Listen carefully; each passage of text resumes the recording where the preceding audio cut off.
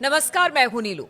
तो ईरान के supreme leader Ali खamenei को लगातार निशाना बनाने की धमकियां मिल रही हैं और इस बीच अब ईरान के जितने बड़े मुफ्ती हैं या बड़े उलेमा हैं वो अब एकजुट और खamenei साहब के समर्थन में खड़े होते दिखाई दे रहे हैं। इसको लेकर उन्होंने कुछ ऐसा किया है जिसके बाद कहा यह जा रहा है कि एक तरह से पूरा ईरान इस वक्त उनके समर्थन में यानी कि अली खamenei के समर्थन में सामने आ गया है। वो बातें क्या हैं, वो चीज़ें क्या हैं, बातचीत करने के लिए मयंक है।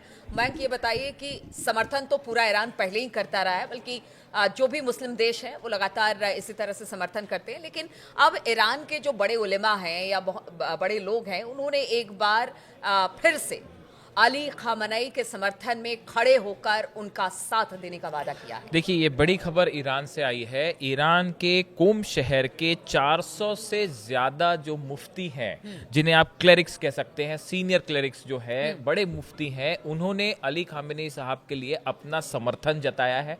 और जो फतवा एक जारी किया गया था, आपने थोड़े समय पहले सुना होगा कि डोनाल्ड ट्रंप और बेंजामिन नेतन्याहू के खिलाफ जो फतवा जारी किया गया था उसको एंडोर्स किया है, यानी उसका समर्थन किया है। देखिए, एक ये बड़ी संख्या है, 400 से ज्यादा अगर मुफ्ती जो हैं, रिलीजियस लीडर्स जो है, वो अली खamenei साहब के समर्थन में अगर खड़े हैं तो ये बड़ा मैसेज दे रहा है ना सिर्फ ईरान को कि पूरा ईरान एकजुट है, पूरा ईरान जो है अली खamenei साहब के पीछे खड़ा हुआ है, साथ ही पूरे दुनिया भर के मुसलमानों को एक प्रकार से मैसेज देने की कोशिश की गई है। देखिए, बार बार हम आप देखें, इस बात को नोट करें, ईरान की तरफ से ये बात कही जा रही है कि पूरी दुनिया के जितने मुस्लिम कंट्रीज हैं उनको अब एकजुट होने का वक्त आ गया है। और अगर आप डिवाइडेड रहेंगे तो आप हमेशा कमजोर रहेंगे, आपके ऊपर हमले होते रहेंगे। लेकिन अगर आप एकजुट हो जाते हैं तो आप मजबूत हो जाएंगे, स्ट्रांग हो जाएंगे। तो वक्त आ गया है कि पूरे देश के, पूरी दुनिया के मुस्लिम कंट्रीज जो हैं उनको एकजुट होना चाहिए, ऐसा बार बार ईरान की तरफ से कहा जा रहा है। और देखिए, अभी पिछले कुछ वक्त में हमने देखा कि जिस तरह से डोनाल्ड ट्रंप की तरफ से या फिर नेतन्याहू की तरफ से, अमेरिका इजराइल की तरफ से खamenei साहब को लेकर तरह तरह की स्टेटमेंट सामने आ रहे हैं कि अगर उन्होंने न्यूक्लियर डील नहीं की तो उनके लिए ठीक नहीं होगा, या उनके असैसिनेशन को लेकर तरह तरह के बयान सामने आ रहे हैं कि असैसिनेशन की धमकियां मिल रही हैं कि उनके लिए ठीक नहीं होगा, इस तरह की बात हो रही है। अब देखिए, इसी बीच में ये फतवे वाली बात सामने आई थी कि डोनाल्ड ट्रंप और नेतन्याहू के खिलाफ जो है फतवा जारी किया गया था कि आपने हमारे सुप्रीम लीडर के खिलाफ जिस तरह से धमकी दी, ये एक प्रकार से war, waging war against God इसे कहा गया, जिसे मोहरिब कहते हैं, कि ये अल्लाह के खिलाफ लड़ाई है, खुदा के खिलाफ लड़ाई है, वो करार दिया गया था। उसके बाद अब जैसे जैसे बयान जो सामने आ रहे हैं, इसको लेके ईरान में लगातार गुस्सा बढ़ता जा रहा है कि जिस तरह से अली खamenei साहब हैं, ये कोई पॉलिटिशियन नहीं है, इज अ रिलीजियस लीडर, और जिनको दुनिया भर के करोड़ों मुसलमान जो हैं वो अपना नेता मानते हैं, उनको अपना एक रिलीजियस लीडर मानते हैं।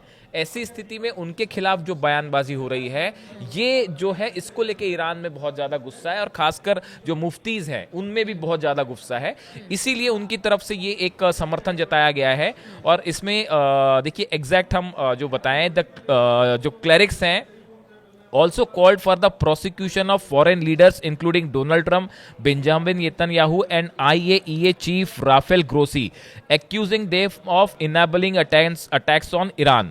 Iranian official alleges that Grossi has facilitated espionage and nuclear sabotage through IAEA inspections. देखिए, इसमें जो है वो IAEA के जो चीफ हैं राफेल ग्रोसी, इनके ऊपर ये आरोप लग रहे हैं कि इन्होंने इंस्पेक्शन के जरिए, इंस्पेक्शन करने के बहाने ईरान की जो न्यूक्लियर फैसिलिटीज थी उसकी जानकारी अमेरिका को दी, उसकी जानकारी लीक की।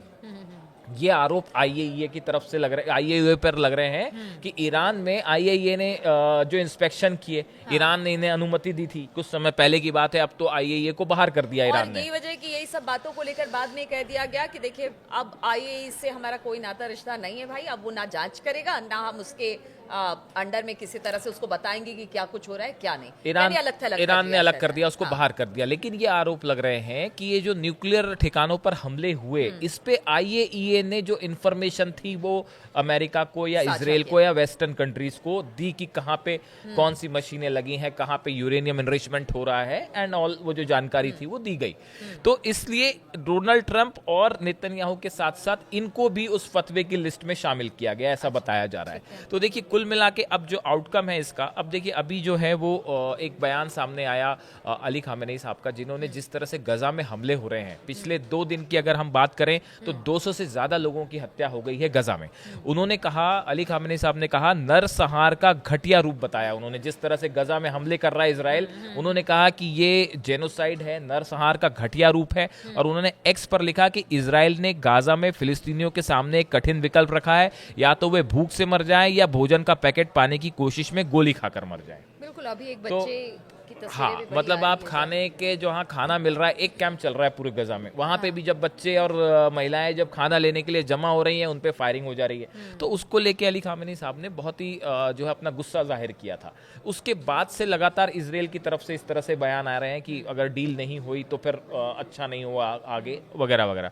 अच्छा, UNRWA के प्रमुख हैं फिलिप लाजारिनी, इनकी तरफ से बयान आया है कि गाजा में बच्चों और गाजा जो है वो बच्चों और भूखे लोगों का कब्रिस्तान बन गया है। उन्होंने कहा कि इजराइल गाजा में क्रूर हत्याओं की योजना बना रहा है। और एक्स पे उन्होंने लिखा, निष्क्रियता और चुप्पी मिली भगत है, हमारी निगरानी में गाजा बच्चों और भूखे लोगों का कब्रिस्तान बन नहीं, गया। वाह। उन्होंने ये कहा कि जो लोग चुप हैं, हाँ। जो लोग खामोश बिल्कुल हैं, वो भी अब जिम्मेदार हैं इसके लिए कि गजा में इतना बड़ा नरसंहार हो रहा है और आप चुप हैं। समझिए, पूरा गजा इस वक्त एक तरह से कहिए शमशान में तब्दील हो गया बिल्कुल, है। जिस बिल्कुल। तरह से वहां पर हालात है, बिल्डिंग है, खाने को सामान नहीं है, बच्चे बिलक बिलक कर रो रहे हैं, जो बच्चे जन्म ले रहे हैं वो कुपोषित है, मतलब बहुत हालत खराब है अब वहां इन पर। हालात में देखिए 2-3 चीजें बड़ी साफ हैं। ईरान जो है, पहली बात नंबर 1, ईरान अमेरिका या वेस्ट के दबाव में नहीं आ रहा है न्यूक्लियर डील को लेकर। यूरेनियम एनरिचमेंट नहीं रोकेंगे और अपनी शर्तों पे ही डील तब होगी, आगे बात जब होगी जब आप पहले माफी मांगी जो हमला किया है, और दूसरा हम पे आइंदा बातों के दौरान हमला नहीं होना चाहिए। ये बात साफ और है। इसी के सपोर्ट में ये फतवा एक तरह से कह बिल्कुल, लीजिए कि हाँ, जो बिल्कुल। भी ईरान कह रहा है, पूरा देश उनके देश साथ के खड़ा हुआ लोग है, उनके हाँ, साथ उनके खड़े साथ हैं। खड़े। इसी का संदेश देते हुए ये फतवा जो जारी हुआ, और इसके साथ ये जो 400 से ज्यादा जो मुफ्ती समर्थन में आए हैं, इसके जरिए ये संदेश दिया गया है कि खामेनेई साहब पे किसी भी तरह की बयानबाजी बर्दाश्त नहीं की जाएगी। तो खामेनेई साहब के खिलाफ किसी तरह की कोई बयानबाजी बर्दाश्त नहीं की जाएगी। और जहां तक उनको तरह तरह की धमकियां मिल रही है, इसको लेकर भी पूरा देश खड़ा है। और साथ ही जिस स्टैंड के साथ इस वक्त ईरान खड़ा है कि वो अपने परमाणु कार्यक्रम को नहीं रोकेगा, इसी तरह से जारी रहेगा, उसके साथ भी पूरा देश है। अब देखिए, हालात लगातार बदलते रहते हैं, कुछ ना कुछ खबरें आती रहती हैं जिसको लेकर हम अपने दर्शकों के पास आते रहते हैं। अगली बार एक बार फिर से आपसे मुलाकात होगी और कुछ और मुद्दे और इंपॉर्टेंट मुद्दों के साथ। फिलहाल इस चर्चा में शामिल होने के लिए आप सभी का बहुत बहुत शुक्रिया।